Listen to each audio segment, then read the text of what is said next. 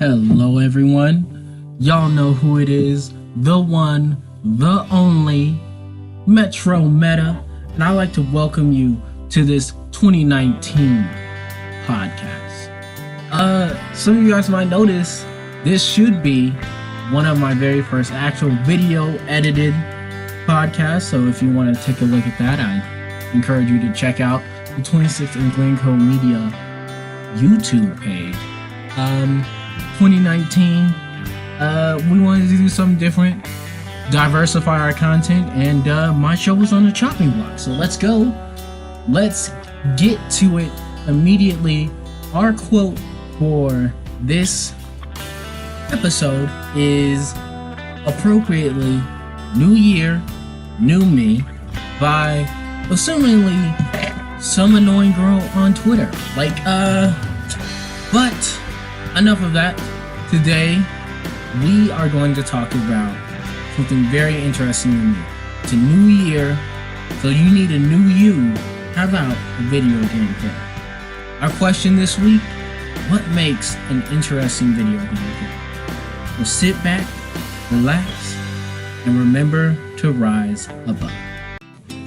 So for this new adventure, I thought about what was my favorite video game characters. What characters got me into this medium?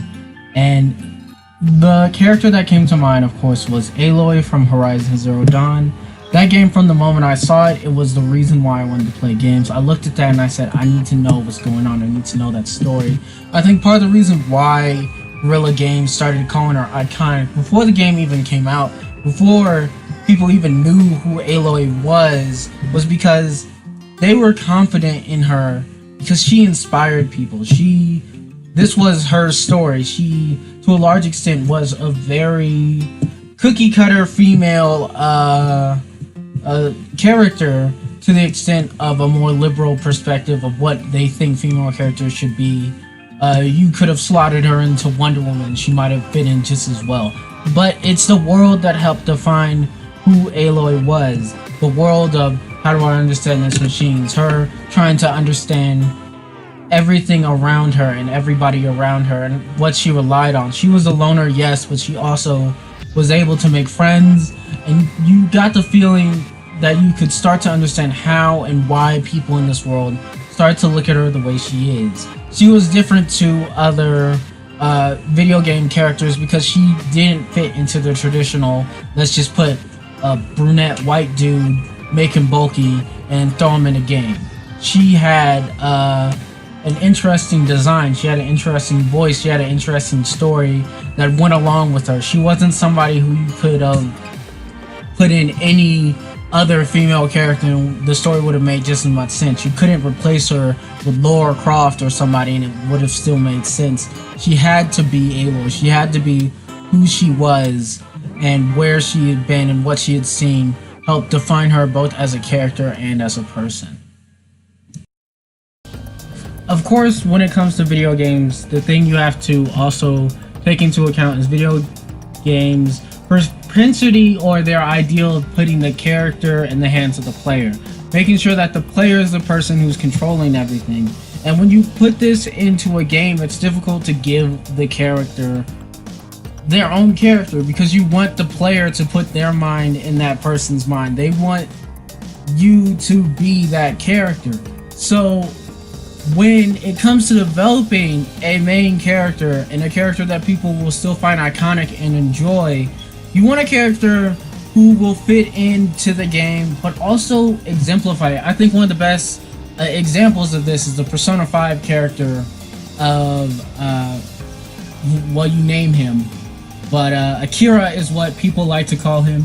And Akira's interesting because he traditionally fits in every mold. Like, he looks like the basic regular anime boy. He has fancy hair, he's sort of good looking but not exactly good looking. He's the cookie cutter anime boy. And at the beginning of the game, when you don't have a lot of skills, when you don't have a lot of charm or strength or anything, it makes sense that people are looking at him the way that they are looking at him. But as the game grows, without him changing the way he looks, he seems to fit better into how your character develops. He seems to get a bit more sassy.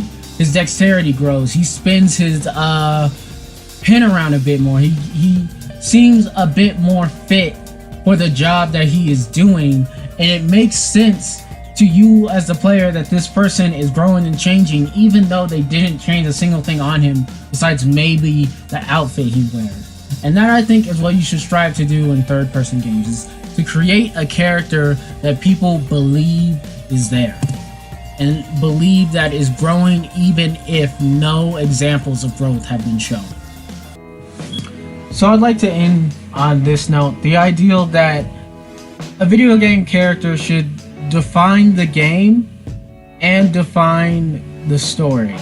So they should be a character designed around both the mechanics and the story of the game. You want a character who, if you take them out of that world, if you take them out of that game, the game should suffer and the character should suffer. A character whose interest of the community is based on their experience and ideals of the game.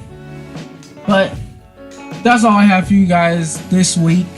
Hopefully I can make even better videos this year, and I'm getting to learn a little bit about some editing, so I know this might be rough, but hopefully I'll get better. Happy 2019 to everybody. Can't wait to talk to everybody, get to know you guys, grow a bigger community this year. That's our goal. We got 26 and Glencoe Media is to really push things. We have a lot of content on our site, so go back and look at some of our old videos. We should have a lot of stuff coming in the pipeline this year, and for those of you guys who are in Denver, Colorado, keep an eye out for this year's Pop Culture Con. We always have a big influence there, and this year we're hoping to just be our biggest push of the year. So keep your eyes out for everything. You know who I am, you know where to find me, MetroMeta26 at Twitter and Instagram. And as always, remember to rise above.